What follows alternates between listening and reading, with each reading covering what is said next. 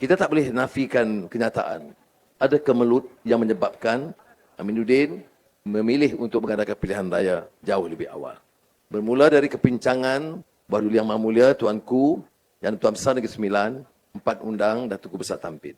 Saya nak jelaskan supaya perkara ini jangan dijadikan mainan sepak terjang politik. Sistem negara kita, apalagi kedudukan saya, mesti memuliakan sistem diraja. Sistem beraja ini sistem yang terpaktut dalam perlembagaan yang menjadi salah satu tonggak perlembagaan negara kita. Jadi apa keputusan kita?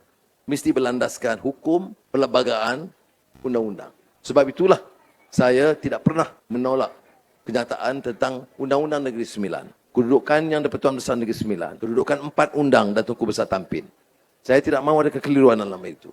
Tetapi bagi pihak kita, sama ada negeri dan juga kerajaan persekutuan, kita terpaksa tentukan penghormatan dan kemuliaan Bahduli Yang Maha Mulia Yang Tuan Besar Negeri Sembilan, 4 undang dan Tunku Besar Tampin. Dari segi kerja harian, Menteri Besar mesti menghadap Yang di-Pertuan Besar Negeri Sembilan. Dan ini keadaannya. Apa akan berlaku kemudian, itu ditentukan oleh sistem yang ada.